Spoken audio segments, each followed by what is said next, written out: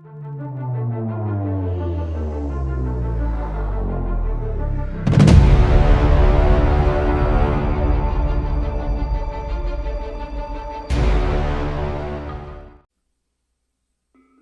El restaurante del fin del mundo, una novela de ciencia ficción de 1980, el escritor Douglas Adams escribió: hay una teoría que afirma que si alguien descubriera lo que es exactamente el universo y el porqué de su existencia, desaparecería al instante y sería sustituido por algo aún más extraño e inexplicable.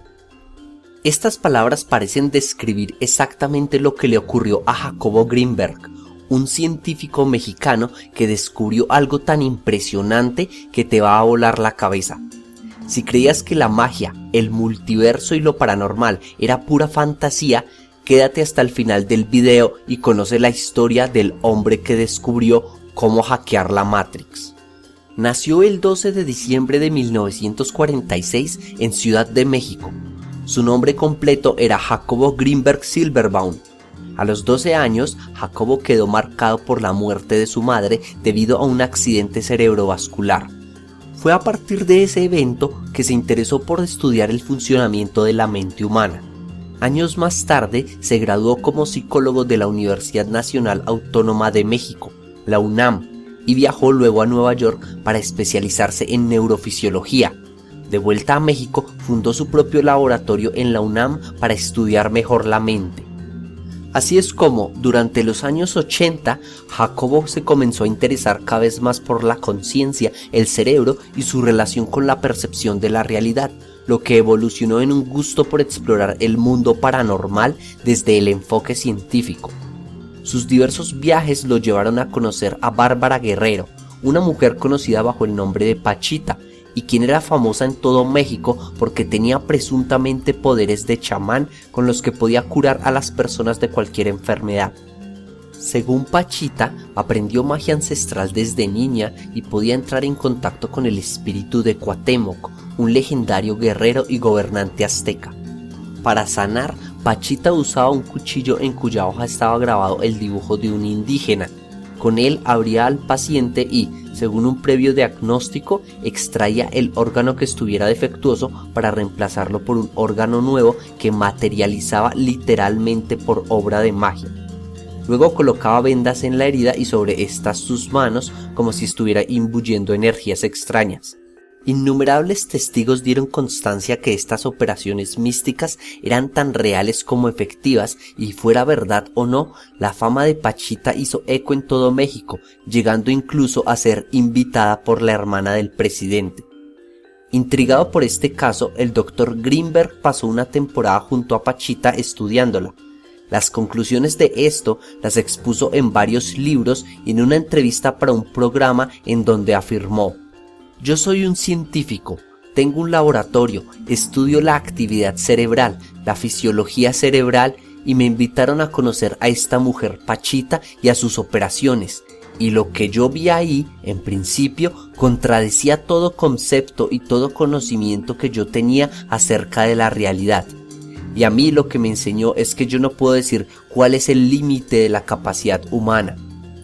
A partir de su experiencia con Pachita, el Dr. Greenberg desarrolló la teoría sintérgica, una idea fascinante que propone lo siguiente: el universo es una red de información y energía. Esta red, que Greenberg llama la latiz, interactúa con diversos campos denominados bandas sintérgicas capaces de distorsionarla, como la gravedad, el electromagnetismo y el propio cerebro humano. Entre la latiz y el cerebro ocurren tres procesos de interacción que forman la percepción del mundo. Como el cerebro distorsiona la latiz, solo podemos percibir un fragmento borroso de esta y no la estructura completa. Mediante un proceso de observación interna que el Dr. Greenberg llamaba meditación autoalusiva, podemos acceder a la latiz para ver la red completa o para moldearla a voluntad. En otras palabras, el Dr. Greenberg señala lo que te he mencionado en varios videos. El mundo que percibimos con los 5 sentidos es una ilusión holográfica proyectada por la conciencia, por lo tanto puede ser alterado a través del control espiritual, que es el dominio de la energía. Lo que hacía Pachita era sincronizarse con la latiz, Esto le permitía realizar milagros. Esta teoría, por supuesto, no fue bien vista por la comunidad académica de la época, que acusó a Greenberg de charlatán. Pese a ello, él continuó con sus investigaciones. En 1994 logró registrar las ondas cerebrales de un chamán de Veracruz y presentar dicho estudio ante un Congreso Internacional de Neurociencias celebrado en Alemania. Ese mismo año, el 14 de diciembre de 1994, el Dr. Greenberg tenía programado un viaje para Nepal. Dicho viaje nunca llegó a concretarse porque el 8 de diciembre, 2 días antes de su cumpleaños, Jacobo Greenberg desapareció sin dejar rastro. Las investigaciones policiales no arrojaron ninguna pista. Fue como si se lo hubiera tragado la tierra. Este infortunio, como el propio trabajo de Greenberg, estuvo rodeado de un halo de misterio. Algunos insinuaron que su esposa, Teresa Mendoza López, lo asesinó y encubrió el crimen, o bien fue cómplice de quien lo hizo, pues se encontraron comportamientos extraños y contradicciones en sus testimonios. Por ejemplo, justificó la ausencia de Jacobo durante su desaparición diciendo que él había ido a Campeche, pero al cuidador de su casa de campo en Morelos le dijo que el científico estaba en Guadalajara. Ella había acordado acompañar a Jacobo a Nepal, sin embargo, lo dejó viajar solo y el 9 de diciembre, un día después de la desaparición, cobró un cheque por $1,000. Semanas después, el 24 de diciembre, fue hasta la casa de campo ya mencionada, recogió unas cosas y se fue sin que nadie supiera a dónde. Duró 5 meses desaparecida hasta que se supo que estaba en la casa de una tía en Tijuana. Luego volvió a desaparecer de sus amigos y familiares. Otro hecho raro es que, según el testimonio de Ruth Cerezo, una de las estudiantes del Dr. Greenberg, la UNAM, donde trabajaba el científico, pareció minimizar su desaparición. En sus propias palabras: "Me fui muy enojada con la facultad porque no lo buscaron, no le pusieron énfasis, no le pusieron interés, era su compañero, de algunos era su amigo, y a los estudiantes que querían continuar con las investigaciones no los dejaron". Estas peculiaridades hicieron que muchos especularan que la CIA estaba detrás de Jacobo Greenberg y debido a que el científico sabía tanto, lo asesinaron o bien lo secuestraron obligándolo a trabajar en secreto para el gobierno. Listas de esto se encuentran dentro de los archivos de la CIA, donde hallamos documentos del Dr. Greenberg como este titulado "Los orbitales de la conciencia, una aproximación neurosintérgica a los niveles discretos de la experiencia consciente".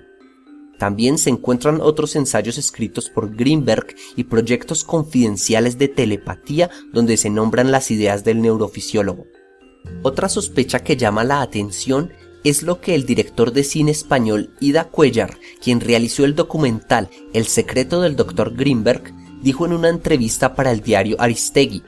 Clemente Padilla, el oficial que estuvo a cargo de investigar la desaparición del científico, recibió presión por parte de los altos mandos para retrasar sus avances, al punto de que lo sacaron del caso. Por si esto fuera poco, hay algo aún más raro que tú puedes comprobar. Si escribes el nombre de Jacobo Greenberg en Google, el buscador no te lo autocompleta ni muestra búsquedas relacionadas como ocurre con todo el resto de cosas que se buscan, como si ese nombre no existiera o fuera un tema prohibido. Pero quizá la teoría más excéntrica sobre la desaparición del Dr. Greenberg es que, al descubrir básicamente cómo hackear la Matrix, se convirtió en una especie de iluminado pasando a otro plano de existencia. Hay quienes afirman que el Dr. Greenberg solo fue un pseudocientífico y vendedor de humo, pues no hay ninguna prueba fidedigna de sus supuestas teorías.